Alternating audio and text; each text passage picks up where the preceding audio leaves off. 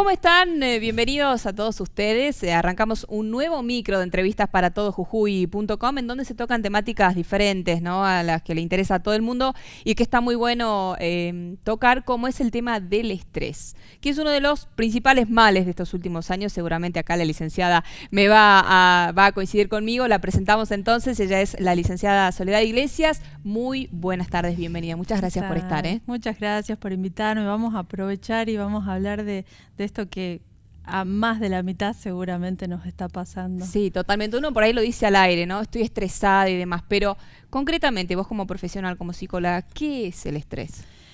El estrés, y es verdad que la gente lo pronuncia por pronunciarlo, pero es una afectación mucho más compleja de lo que uno se imagina.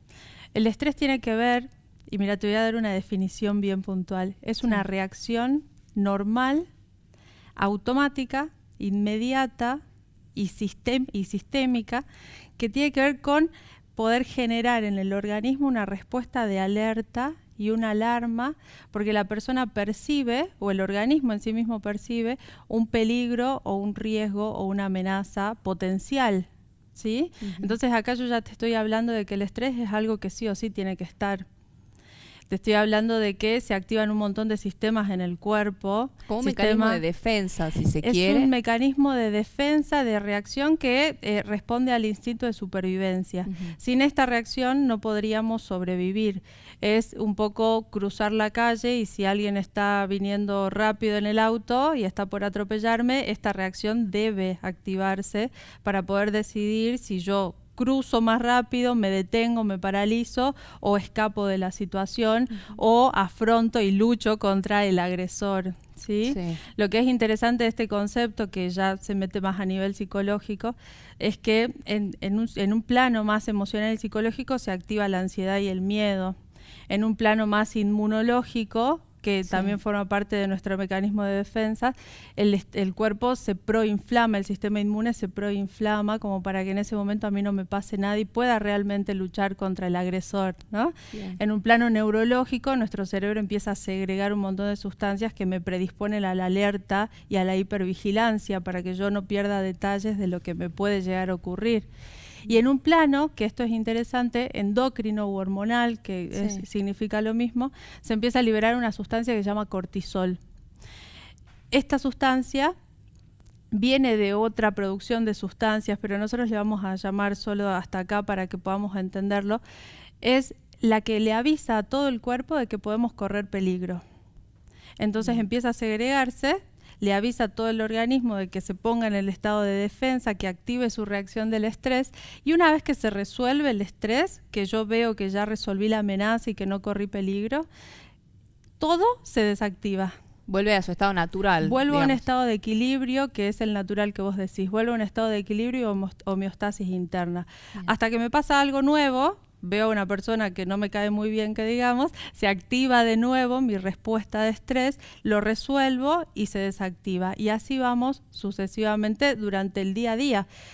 Imagínate que el estrés entonces es el desgaste de la vida cotidiana, que sí o sí tenemos que tenerlo por el costo de querer evolucionar, salir adelante, conseguir objetivos, metas, logros. Bueno, según lo que vos me estás contando, vendría a existir como un estrés bueno, si se quiere, que de hecho lo charlamos detrás de cámara, y un estrés malo, que genera obviamente complicaciones mucho más importantes, ¿no? ¿Cómo podemos diferenciar, digamos, entre el uno y el otro? Cuando mi estrés se convierte en malo o en desadaptativo, es cuando yo no estoy logrando resolver mi amenaza. Estoy constantemente preocupado por lo que me puede llegar a pasar y la amenaza sigue siendo percibida por mí. Es como pensar que hay un león a punto de atacarme, que al cerebro le da igual que sea verdadero el león o que esté en mi realidad más mental, por decirlo, ¿no? En un plano más subjetivo. Cuando yo paso un tiempo y no puedo resolver este peligro, esta amenaza, toda esta respuesta de estrés sistemática, ¿sí? Sistémica, no se desactiva.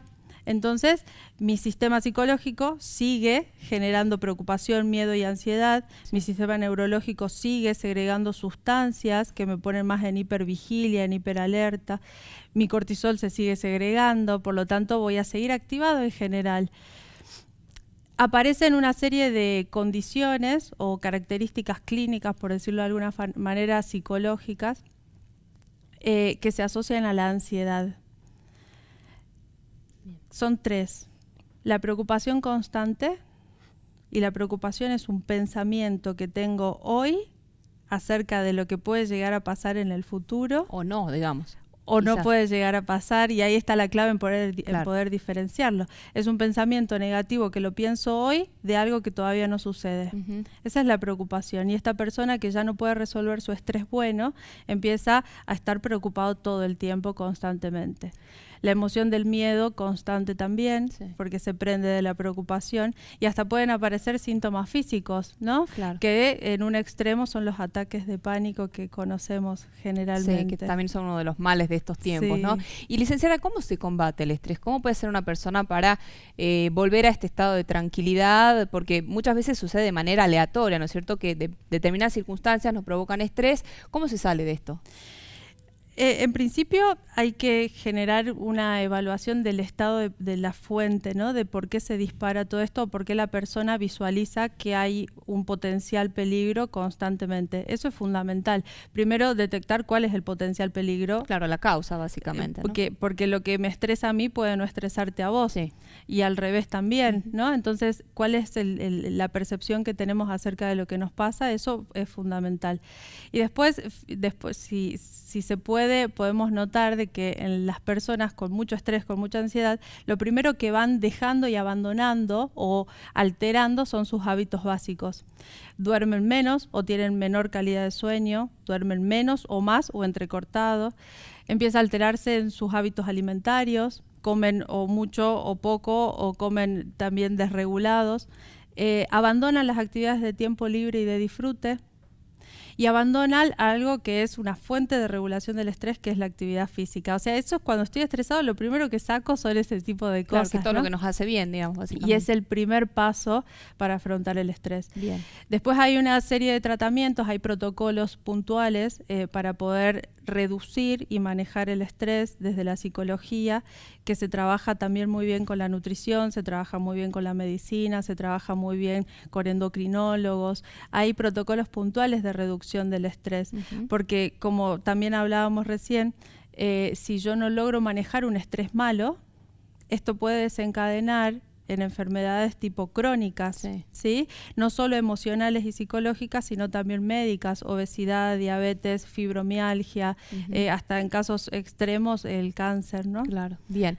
Bueno, para ir cerrando, solo otra pregunta que también hablamos detrás de cámara. ¿Los chicos se estresan también? ¿Sufren de esta enfermedad, entre comillas?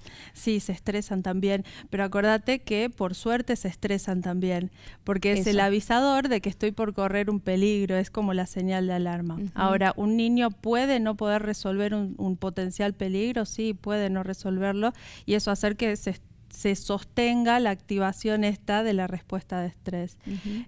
Niños, bebés, en una situación prenatal también puede haber un estrés prenatal, adolescentes, adultos mayores. Es como un regalo de la genética que nosotros tenemos y que por el hecho de querer sentirnos bien y estar a gusto con nuestras vidas tenemos que saber manejarla. Excelente. Bueno, Sole, un mensaje final para aquellas personas que por ahí en este momento están sufriendo o creen, según lo que escuchan de vos, que están sufriendo algún episodio de estrés. ¿Cómo pueden hacer, a quién deben acudir, digamos, como primera mano para comenzar a tratar este tema sin asustarse y mucho menos, quedarse puertas adentro, ¿no? Porque lo importante es salir, tratarlo y superarlo, ¿no? Sí. Antes que acudir a alguien, sería muy interesante que se pregunten qué es lo que de verdad les importa en sus vidas, como para poder ubicarse y saber para dónde dirigirse, ¿no? Porque de repente, si de verdad me importan mis afectos, mis vínculos, o me importa cuidarme a mí mismo, mi destino tiene que ver con eso. Ahora, si yo no sé qué es lo que de verdad me importa, entonces voy a ir dirigiéndome a un montón de lugares como sin saber a dónde llegar, ¿no?